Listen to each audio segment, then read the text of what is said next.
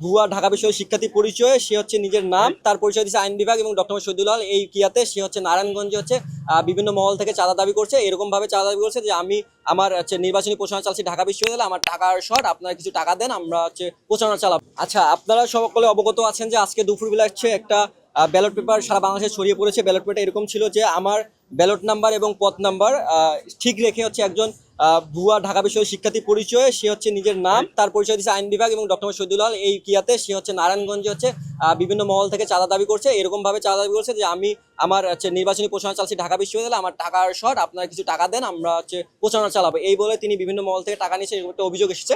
এই অভিযোগের প্রেক্ষিতে আমি যখন সকালবেলা ঘুম থেকে উঠে আমার বন্ধুদের কাছ থেকে জানতে পারি, তারা আমাকে জানায় অভিযোগটা, এবং এর প্রেক্ষিতে হচ্ছে আমি পুরো বিষয়টা তদন্ত করে যতটুকু জানতে পারি যে ওনাকে আমি স্পেসিফিক প্রশ্ন জিজ্ঞাসা করি যে ভাই আপনি যে কাজটা করছেন, যে আপনি ব্যালট এবং ছবি এগুলো সব চেঞ্জ করে ব্যালট নাম্বার ঠিক রেখে ছবি চেঞ্জ করে যে আপনি কাজটা করছেন, এটা কেন করছেন? উনি বলে ভাই আমার ভুল হয়ে গেছে। তারপর আমি জিজ্ঞাসা করলাম যে আপনি যে ঢাকা বিশ্ববিদ্যালয়ের পরিচয়টা দিয়েছেন, আসলে কি আপনি ঢাকা বিশ্ববিদ্যালয়ের শিক্ষার্থী? আপনি যেহেতু 15 সালের সেশনের বেয়াদবি না নিলে আমি জুনিয়র হিসেবে আপনাকে জিজ্ঞাসা করতে, আপনি একটু বলেন। দেন উনি বলে যে ভাই আমি ঢাকা বিশ্ববিদ্যালয়ের শিক্ষার্থী, আমি 2015 সালে ঢাকা ইউনিভার্সিটি ভর্তি হই এবং আমাকে পরবর্তীতে ছাত্রলীগ কর্তৃক নির্যাতন করা এবং পরবর্তী আমাকে ঢাকা বিশ্ববিদ্যালয় প্রশাসনে বহিষ্কার করা হয়। আমি তারপর জিজ্ঞেস করি ভাই ঠিক আছে আমি মানলাম আপনার সকল কথা সত্য মেনে নিচ্ছি, সমস্যা নেই, এবার জিজ্ঞেস করেন আপনার হল কোনটা? উনি বলে ভাই ডক্টর শহীদুল হল। আমি হাস্যকর একটা বিষয় লাগলো যে আইন বিভাগের হয় ডক্টর শহীদুল হল, যেটা কখনো ঢাকা বিশ্ববিদ্যালয়ে পসিবল না। তারপর ওনাকে জিজ্ঞেস করেন ভাই আইন বিভাগ হয়ে ঢাকা বিশ্ববিদ্যালয়ে শহীদুল হলের শিক্ষার্থী হবেন, এটা কখনো পসিবল না, আপনি নিশ্চয়ই হল পাড়াইছেন, একটু মনে করেন। উনি তারপর ভাই হ্যাঁ আমি হল পাড়াই ছিলাম, আমাকে পরবর্তীতে টিচার ট্রান্সফার করে হচ্ছে শহীদুল হলে পাঠাই দিছে। আমি বললাম ভাই টিচারও ট্রান্সফার করতে পারে, এমনটা হয়? তারপর ওনাকে বললাম যে ভাই ঠিক আছে আপনি যেহেতু এমনটা করছেন, এটা কেন করছেন এটা আমি একটু আপনার কাছে জানতে চাই, আপনি একটু আসেন, সমস্যা নাই, আমি আপনার সাথে বসে কথা বলি। দেন উনি হচ্ছে আমাদের হলে আসে। হলে আসার এক পর্যায়ে হচ্ছে উনি ঢুকার সাথে সাথে একটা ফোন কানে নেয়, ফোন কানে এরকম বলে যে আমি যে নাহিদ ভাইয়ের সাথে কথা বললাম, নাহিদ ভাই আমাকে এরকম বলছে যে এটা মিডিয়ার সামনে না আনতে, এবং উনি আরেকটা পরিচয় দিচ্ছে উনি নাকি ঢাকা উত্তরের হচ্ছে কি এনসিপির কোন সংগঠনের জানি কোন পদে আছে, এরকম একটা পরিচয় দিয়েছিল, আমার ঠিক মনে নেই।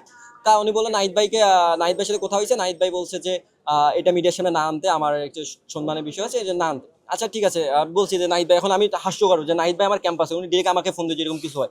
তা আমি জিজ্ঞাসা নাহিদ ভাইকে ফোন দিয়েছেন, নাম্বারটা দেখান।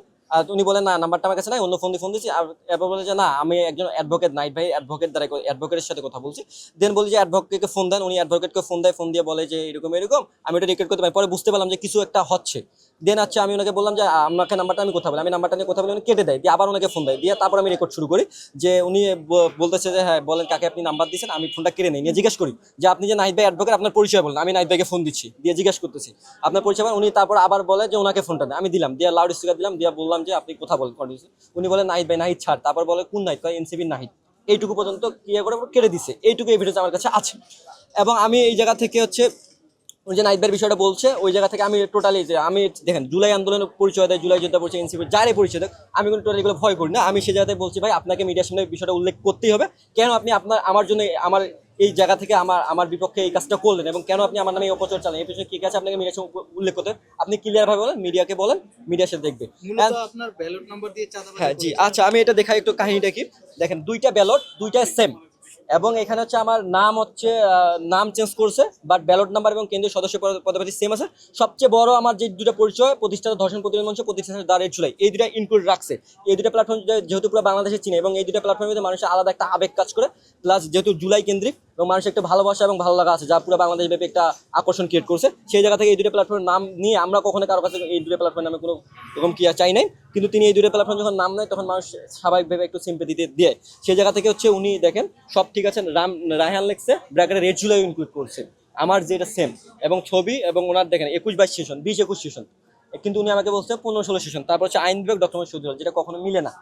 ঠিক আছে, এর পরবর্তীতে আছে তারপর হচ্ছে প্রথম টাইপের তারা যে মিডিয়াকে যে তিনি যে বিভ্রান্ত, তিনি তখনও ইনস্ট্যান্ট, আমি ওখানে ইনক্লুড করে ধরছি যে আপনি ঢাকা ইউনিভার্সিটি স্টুডেন্ট, এরকম কোনো ডিসিপ্লিন কিছু নাই, আমি এটা একটু স্কিপ করে বলছিলাম যে কিছুই নেই, তখন উনি স্বীকার করছে আমাকে রুমে। তারপর বেরিয়েছি যখন ফার্স্ট টাইম, যারা মিডিয়া রেকর্ড নিচ্ছে, মিডিয়ার যারা আছে তাদের কাছে ক্লিপটা পাবেন আপনি। ওনাকে বারবার দাবি করে যে আমি ঢাকা ইউনিভার্সিটি কোনো সোসাইটি অনেকবার বল, যখন পরবর্তী মিডিয়াদের কোশ্চেনের তোপের মুখে পড়ে উনি পরে আবার স্বীকার করে যে উনি স্টুডেন্ট না। তারপর সে একের পর এক গুজব বলেই যাচ্ছে। এই জায়গা থেকে হচ্ছে আমি আজকে মিডিয়ার সম্মুখীন হয়েছি যে কালকে যেহেতু আমার নির্বাচন, আমার যেহেতু আমি একজন কেন্দ্রীয় সদস্য পদপ্রার্থী, আজকে হুট করে আমার নামে এরকম এলিগেশন কিংবা এরকম কিয়া, এটা মোটেও সহনশীল নয়।